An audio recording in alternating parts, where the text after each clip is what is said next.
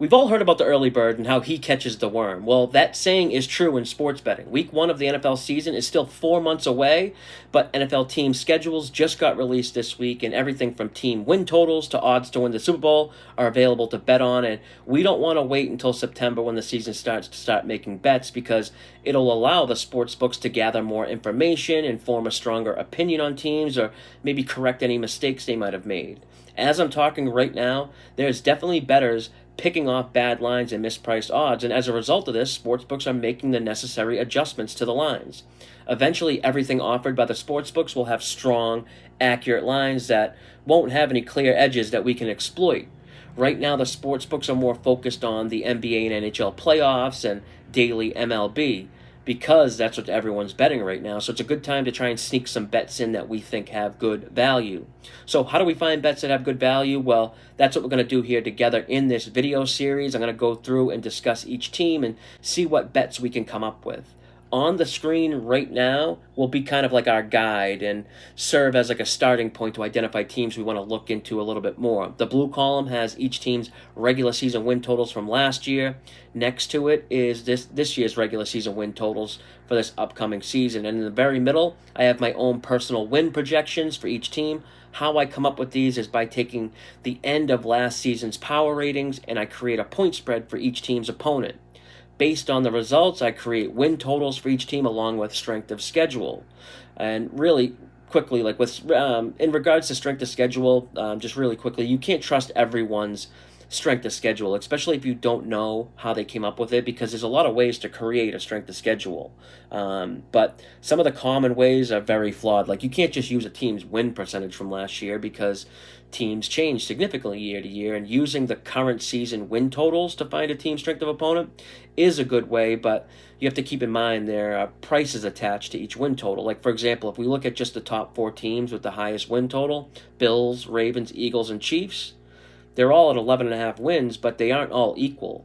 Bills 11.5 with the over juiced at minus 140 is much different than the Chiefs 11.5 under juiced at minus 125. That's the market clearly saying the Bills are a stronger team than the Chiefs. I use my own ratings to come up with strength of schedule, and how we read it is 0 is exactly league average.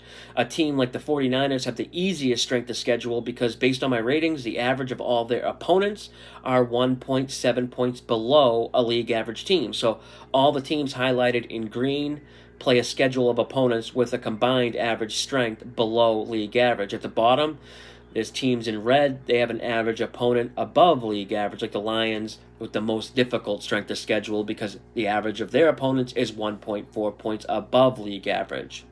Okay, so now we understand what this chart can read. Let's start seeing if we can find some bets. And I guess we're just going to start right at the top with the Buffalo Bills. I have them projected at 12.7 wins. The sportsbooks have them listed at 11.5, and in order to bet the over, you have to lay minus 140.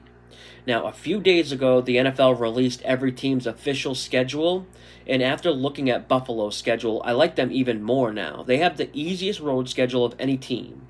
I have them favored by at least 3 points in each of their 8 road games. They do start off the season against Baltimore, which is a quality opponent, but they play them at home. They have all preseason to prepare for them. The Bills have been the most dominant home team the last 5 years. They're 35-7 at home. That's an 83% win rate. Every quality opponent Buffalo has to face this season will all be at home in Buffalo. Baltimore, KC, Tampa Bay, Cincy, Philly. Buffalo is one of the few teams who have a 3-game homestand. Teams who have 3 straight home games typically win those just over 65% of the time, and Buffalo has no 3-game road trips. I already had Buffalo projected at 12.7 wins, but now after seeing the layout of their schedule, I could probably bump that up a little bit. I mean, they have a clear path to the number 1 seed, and the only problem is they're priced like the best team. I wouldn't argue betting their over 11.5 wins or to win the division. It's just so hard to bet a big favorite in the futures market and have money tied up for 8 months.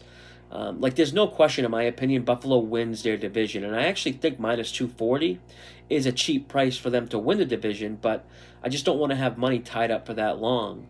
I want to try and find bets involving Buffalo, but I haven't bet anything yet. I was looking at betting Buffalo to get the number 1 seed, but They're the favorite in the AFC. I want to try to find a way to bet them, but I also think we can kind of find more bang for our buck in the futures market. And I don't want to start this video series off with betting like a big favorite and recommend a low return on investment, even if it does ultimately win. Winning a unit or two but having to risk 3 or 6 units and have it tied up for 8 months isn't very appealing. But we're going to find some good ones here. Just stay tuned for part 2 of this series. We'll continue to cover more teams. I'm going to just stop here. I don't want these videos to be 10 minutes long, but hopefully you found this one helpful and informative. Until next time, good luck with your bets.